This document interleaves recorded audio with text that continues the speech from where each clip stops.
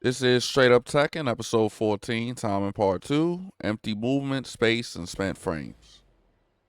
This video will be all the other pieces that enable timing to work as a concept and other considerations to making your play regarding it. Let us start with the idea of taking up space. As discussed with KBD, you should strive to stay within 2 to 3 backdashes of space maximum of the opponent. But the other aspect is, if possible, you should look to stay in range 0 to range 1. This is because the best way to put pressure on the opponent is to stay right next to them and force them to interact with you.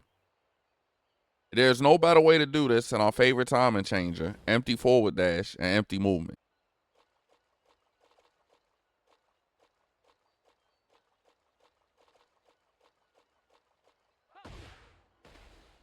By doing empty forward dash or wave dash in the block repeatedly against the opponent, especially one that repeatedly KBDs to keep you away, you will take up all space and force them to act, and on a walled stage, make them backdash themselves into the wall.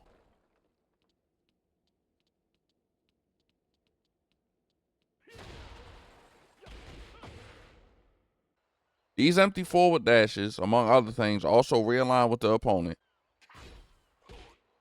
changes your timing, which opens up your counter hit game,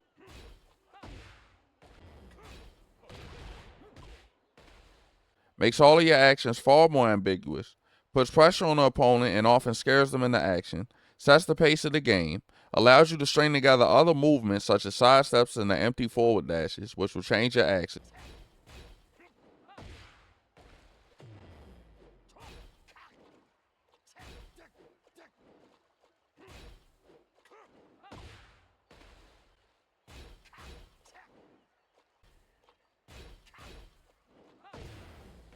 And upon mastery of movement itself, can make you nearly unhittable as you become able to KBD and forward dash in and out of your opponent's range, making whiff punishment a fruitful endeavor due to your opponent being unable to judge the spacing well.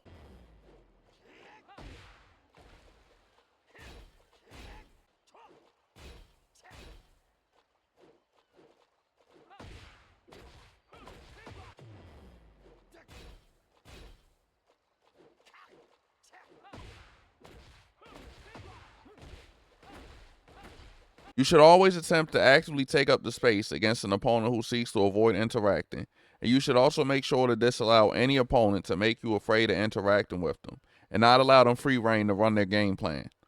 Opponents who continually beat you in time and in the small game are only play styles to learn from, not fear. Next, we will discuss empty movement and the idea of spending frame. Empty movement is an extremely strong tool because whether it is sidestepping, backdashing, or forward dashing, it keeps you safe and makes you much more ambiguous. By doing empty step in the block, you can force the opponent into committing to tracking or homing moves, which allows you to use the RPS attacking to your immediate advantage. And by doing empty forward dash in combination with lows, plus frames, and other tools, you force them to commit to options such as punishable hop kicks or jabs and etc. at high levels that allow you to either step and take back your turn or set them up to be counter hit, all while keeping yourself safe. Paired with backdash to readjust spacing, you can create whiffs and depending on characters, even use hitbox and hurtbox interactions to get counter hits for an opponent whiffing a move as you hit them in the middle of the move coming out without trading, such as with Brian 3+4.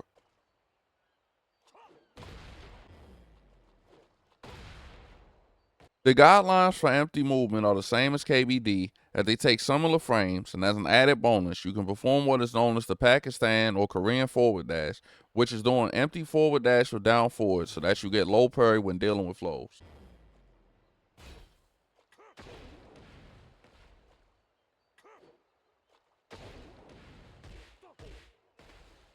When we do movement or empty movement of any kind, or we duck to avoid a string extension, we must spend frames. This is the idea that if we sidestep and the opponent does nothing, we must use the amount of frames to take the action up to be potentially rewarded. For example, if we do one jab in the sidestep and the opponent doesn't press or set themselves up to be punished, we spend however many frames that we took to do the sidestep. The reason this is important is because the sidestep takes 6 frames and empty forward dash in the block takes 3. If we block an opponent's one jab and they step, and we forward dash, they are now -2, or said another way, we would be +2. As +1 minus 6 frames is -5, then we add the 3 frames from the forward dash to that, giving us -2 for the player who stepped and +2 for the player who dashed. As you may recall from the applying movement episode, at -2, if the player who is plus presses a jab, it frame traps all options. So if we instead assume the player who dashed that Shaheen's down 4-2 out of the dash immediately instead of blocking, so a 2-frame dash, then the down 4-2 will functionally be 13 frames, and the jab will functionally be 15. This is one of the only cases in which we must do calculations for both players, as they will not put it plus or minus due to being acted upon, but rather due to separate and independent actions. While this is highly theoretical and exceedingly unlikely to happen in these frames due to human error, this theoretical interaction is a great hypothetical for understanding the idea of spending frames.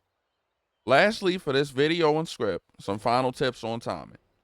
Remember that there is manual and delayed realignment, and the same applies for attacks. Think of timing as an actions modifier and that it changes the properties of the move itself. If an opponent continually uses side steps, it can be better to do delayed button realignment rather than dash realignment, because if you have a very linear move with bad tracking, sometimes you would need the deep dash rather than regular dash to make them retrack, and therefore delaying the button solves your problem better.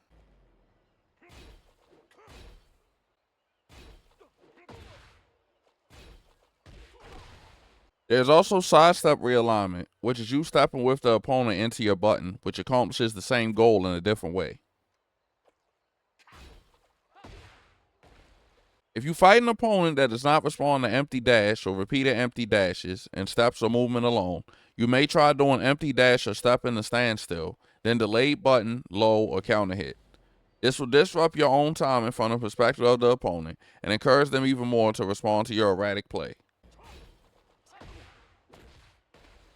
Doing multiple different numbers and groups of empty movement to change timing is a very viable strategy, as it mentally tells the opponent that stepping is not preferred, as you are likely to retract whether or not you press a button.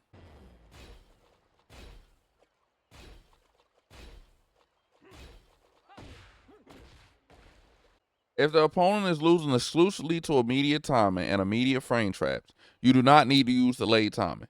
While you will always need to use immediate timing in every match, in some matches delayed timing is unnecessary. Lastly, on the opponent's mindset, look for signs of frustration and etc. from the opponent regarding your decisions. They will become much more clearly visible with experience. And that's all for this one. Catch you later or not.